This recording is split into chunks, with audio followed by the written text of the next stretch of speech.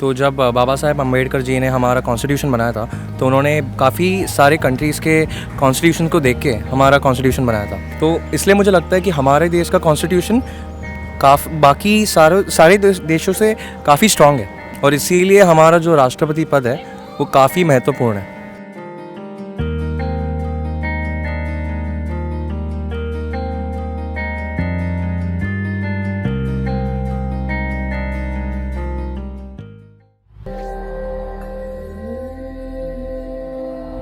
Hello नमस्ते, मैं दिलीप सिंह देशमुख आप सभी का स्वागत करता हूँ विश्व शांति दर्शन में।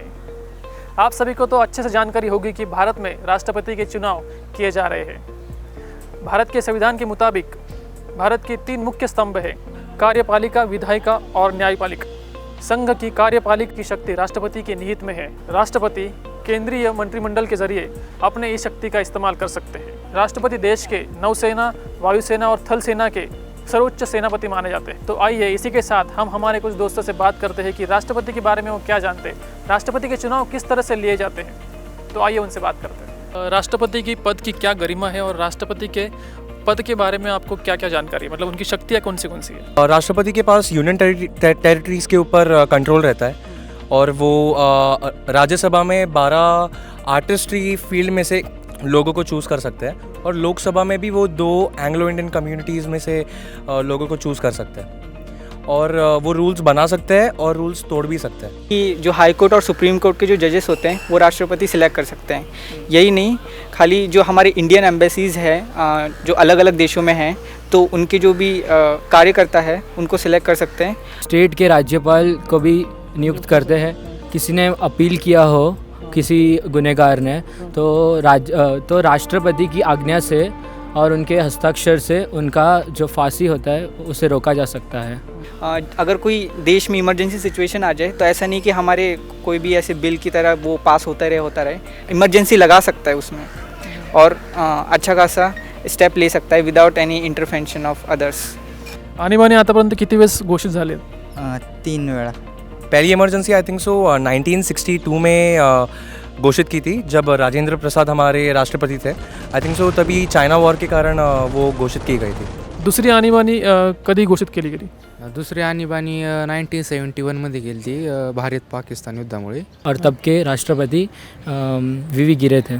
और तीसरी आणीबाणी कब लगी? तीसरी इमरजेंसी 1975 को हुई थी जब हमारे राष्ट्रपति फ़खरुद्दीन अली अहमद थे और जैसे जो मैंने मीडिया में सुना और जैसे मैंने पढ़ा है वो उन्होंने जो इमरजेंसी लगाई थी वो उन्होंने प्रधानमंत्री के दबाव में आके उन्होंने ये इमरजेंसी घोषित की थी। तर तुला असं कुठं ना कुठं वाटत नाही की अशा परिस्थितीमध्ये ज्या वेळेला आणीबाणी झाली आणि जबरदस्ती एका प्राईम मिनिस्टरकडून आणीबाणी घोषित करून घेतली गेली, तर तुला असं वाटत नाही की राष्ट्रपती पदाची कुठं ना कुठं एक टंगळमंगळ झाली आहे?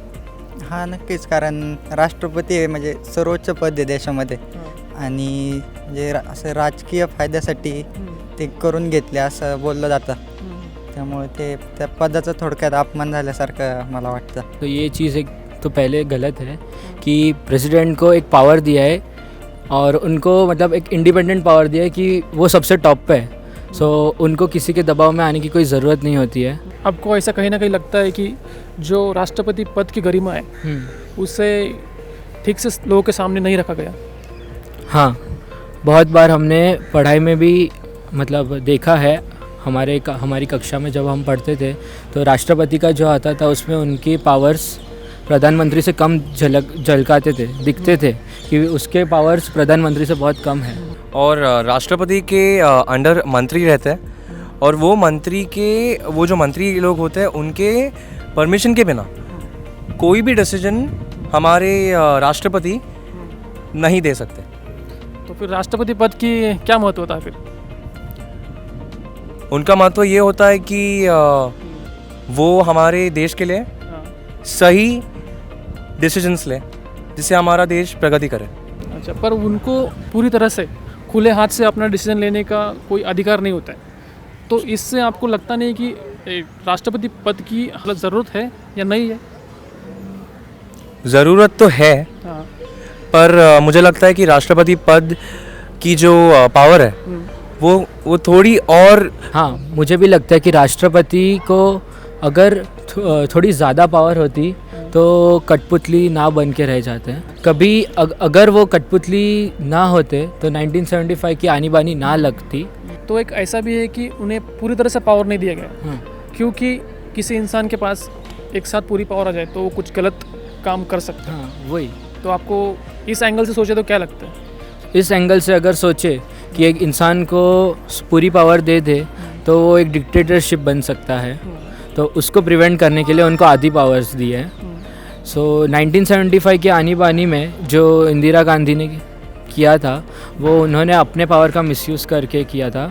और अभी जो गणतंत्र चल रहा है आज के समय का, उसमें प्रधानमंत्री अच्छे से यूज़ कर रहा है अपने पावर को, और फ्लेक्सिबली राष्ट्रपति भी अपने पावर को यूज़ कर रहा है, जिसकी वजह से देश का विकास हो रहा है। क्योंकि ऐसा लगता है कि गणतंत्र ने बराबर तरीके से बिठाया है राष्ट्रपति के पद को, उनको पूरा अधिकार भी नहीं दिया और कम भी नहीं दिया। तो जब बाबा साहेब अम्बेडकर जी ने हमारा कॉन्स्टिट्यूशन बनाया था तो उन्होंने काफ़ी सारे कंट्रीज़ के कॉन्स्टिट्यूशन को देख के हमारा कॉन्स्टिट्यूशन बनाया था। तो इसलिए मुझे लगता है कि हमारे देश का कॉन्स्टिट्यूशन बाकी सारे देशों से काफ़ी स्ट्रॉन्ग है, और इसीलिए हमारा जो राष्ट्रपति पद है वो काफ़ी महत्त्वपूर्ण है। असे कोणते राष्ट्रपती आहे त्या राष्ट्रपतींच्या जन्मदिवशी शिक्षक दिवस साजरा केला जातो? पता नहीं। डॉक्टर सर्वपल्ली राधाकृष्णन थे। सर्वपल्ली राधाकृष्णन हे स्वतंत्र भारताचे पहिले उपराष्ट्रपती होते आणि त्यानंतर ते राष्ट्रपती बनले। ऐसे कौन से राष्ट्रपति है जिन्हें मिसाइल मैन के नाम से जाना जाता है?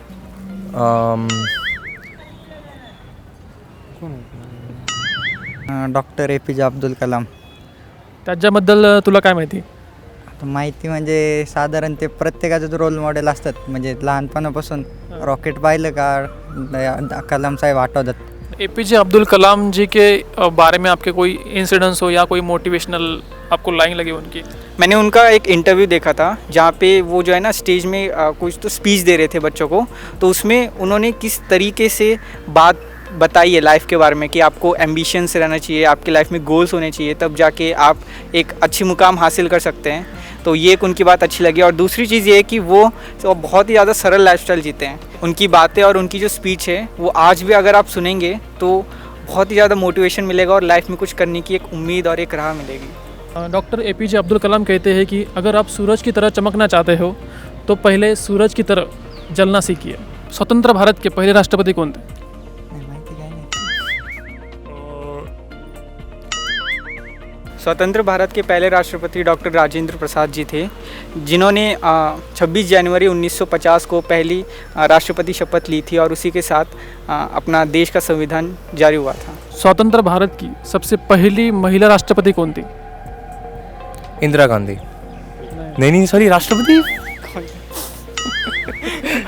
स्वतंत्र भारत की सबसे पहली महिला राष्ट्रपति श्रीमती प्रतिभा पाटिल थी।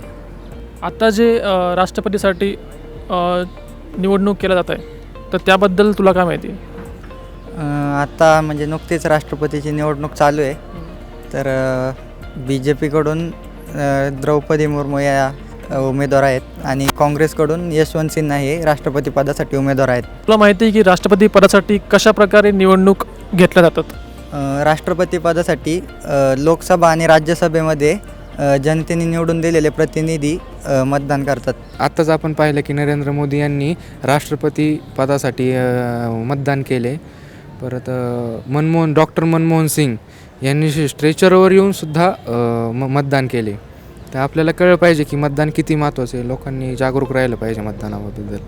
हां, म्हणजे बाकीच्या देशांमध्ये प्रेसिडेंटल म्हणजे तिकडच्या राष्ट्रपतींकडे पूर्ण अधिकार असतात, तसं आपल्या इकडं देशाचा पूर्ण कारभार आपले पंतप्रधान पाहतात आणि राष्ट्रपतींकडे म्हणजे अधिकार आहेत पण देशाचा पूर्ण कारभार ते पाहत नाही. पंतप्रधान हे आपल्या इकडे देशाचा कारभार पाहतात, पण राष्ट्रपती म्हणजे असं नॉर्मली दिसत नाही की राष्ट्रपती कारभार पाहतात देशाचा, परंतु ते केंद्र सरकारचा जो पूर्ण कारभार आहे तो त्यांच्या हातामध्ये असतो.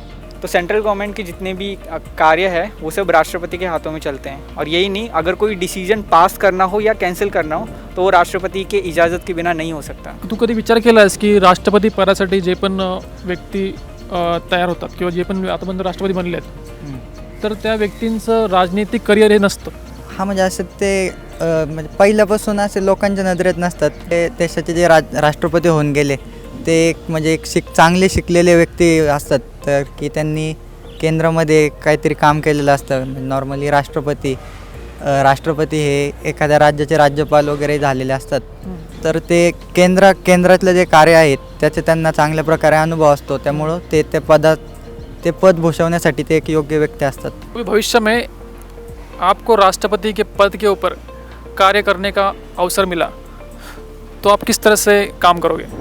अगर मुझे आगे जाकर के कहीं ऐसा मौका मिला कि मैं राष्ट्रपति बन जाऊं तो फिर मैं सेंट्रल गवर्नमेंट के हर एक चीज़ स्टडी करने का प्रयास करूंगा, और ना सिर्फ यही, जो भारत के हित में और जो भारत के लिए जो सही डिसीजन होगा वो मैं पूरा लेने की प्रयत्न करूंगा. हाल ही फिलहाल में हमारी नई राष्ट्रपति बनी है द्रौपदी मुर्मू, उनके बारे में आपको क्या जानकारी है? द्रौपदी मुर्मू एक आदिवासी समाजातील आहेत त्या ओडिसामधल्या ॲक्च्युली आहेत राहणाऱ्या. त्या आधी झारखंडच्या राज्यपालसुद्धा होत्या. तो हाल फिलहाल में जो हमारी राष्ट्रपति बनी है जो कि है द्रौपदी मुर्मू, वो आदिवासी समाज से बिलोंग करती है और वो स्वतंत्र भारत की पहली आदिवासी महिला राष्ट्रपति है. तर मला असं वाटतं की ते एक लोकांसाठी चांगलं काम करू शकतात. लोगों को उनसे बहुत उम्मीद है कि वे आदिवासी लोगों के लिए बहुत अच्छे अच्छे कार्य करेंगे, उनके लिए अच्छे अच्छे विधि विधान बनाएंगे. द्रौपदी मुर्मू एक आदिवासी महिला तो है ही, पर उन्हें आदिवासी समाज की जड़ से उन्हें जानकारी है. वो कहती है कि मैं गांव के लोगों को बहुत अच्छे से जानती हूँ, उनकी तकलीफ़ों को अच्छे से जानती हूँ. गांव के लोग 3 जगह पे जाने से बहुत कतराते हैं. एक है थाना मतलब पुलिस स्टेशन, दूसरा है हॉस्पिटल्स और तीसरा है कोर्ट.